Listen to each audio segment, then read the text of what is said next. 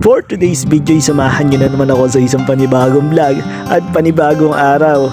Oo nga pala, pasensya na at ngayon lang ulit tayo nakapag-video dahil busy nga pala tayo nitong mga nakaraan.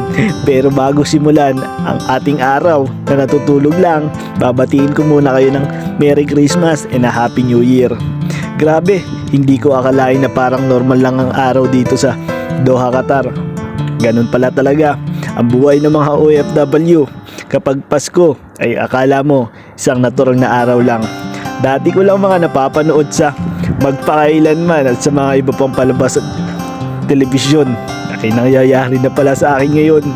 At ito, kakatapos lang ng Pasko. Pero back to normal ulit tayo. Tama lang na mayroong isang bumati sa akin o dalawa. Tapos balik na ulit tayo sa realidad na tayo ay due duty. Sabi ko nga, Merry Duty Christmas dahil sa araw ng kasiyahan dyan sa Pinas, kami mga OFW, todo kayod pa rin. Hindi na uso ang Merry Christmas dito dahil sa araw-araw nararamdaman namin ang pagod, kaya wala na talagang rason para mag-celebrate pa ng Merry Christmas. Dito, mag-celebrate ka ng Merry Christmas or ng Pasko na wala kang pera, malungkot ka pa. Diyan sa Pinas, kahit wala kang pera, pag nag-celebrate ka ng Pasko, masaya. Ayun ang kaibahan. Tulad nito, katatapos lang ng Pasko at ako ay naglalaba. Nakakita niyo naman, ganito pala talaga. Hanggang ngayon hindi ako makapaniwala. Akala ko napapanood ko lang sa magpakailanman ay nangyayari na talaga sa akin. Nakakalungkot man isipin na ganito palang nararamdaman ng mga OFW natin. Kaya sa mga taong nandyan sa Pinas, ang swerte nyo.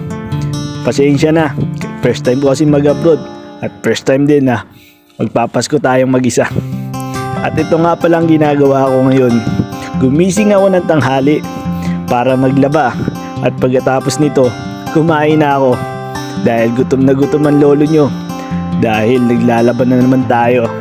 Pasensya na sa mga nakaraan, hindi tayo nakapag-video kasi nga sa sobrang pagod namin, hindi na namin nagagawang mag-video. So, syempre dahil malamig na dito sa Doha, Qatar, naisipan ko muna magkape. At habang nagkakape, syempre, check-upin ko muna yung labahin natin kung okay na ba. At syempre, jingle muna tayo. Pasensya na, hindi ko mapigilan, malamig kasi talaga dito. So nga pala, yung mga nandyan sa Pinas, pasensya na sa mga inaanak ko.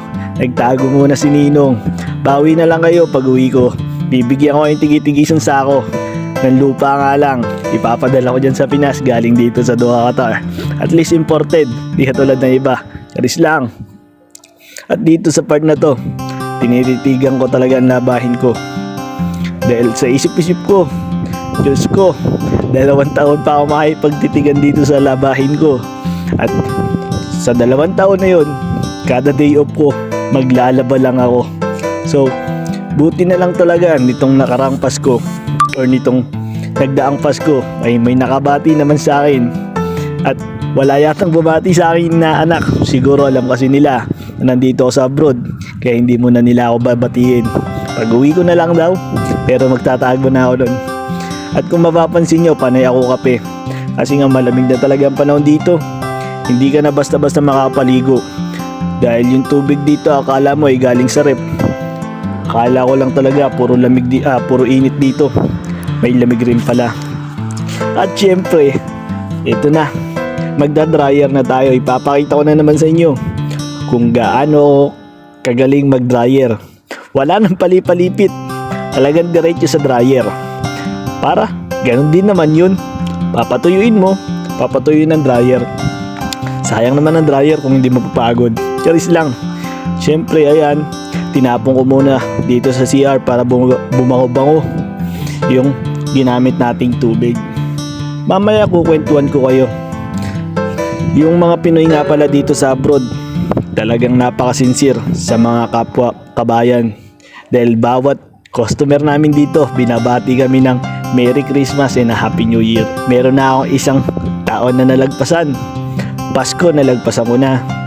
Yung New Year na lang. Tapos 1 taon. At sa susunod na taon ay masaya na ulit ako dahil sa Pinas na ako magpapasko. Hindi ako excited umuwi. Excited ako makasama yung mga taong kailangan makasama. Bahala na sila kung sino yun. Basta alam ko, trabaho muna ako dito. Isang achievement na rin na kaya ko palang magpasko mag-isa. Nakakamiss lang talaga kasi kapag nasa Pinas ka, magpapasko ka, halos kagigising mo lang, meron ng kumakatok sa inyo at nanghihingi na ng aginaldo. Ang pinagkaiba lang, kapag nasa Pinas ka, ay 20-20 lang ang may bibigay mo. Pero ngayon, pwede na natin gawing 30. At least tumaas kahit 10 piso. Ang hirap pala talaga pag first time mong abroad. Mapanibago ka at mapapatingala ka na lang sa kalangitan. Kaya pala sinabi nila pag nasa abroad ka, huwag mong kakalimutan tumingala. Dahil ayan ang pinaka-importante. Ako, pirmi ako nakatingala, lalo na kapag may dumadaang eroplano. Oo nga pala, ito nga pala ang buhay ni Atox TV sa Doha, Qatar. Ito ang first time ko sa abroad, kaya maraming salamat.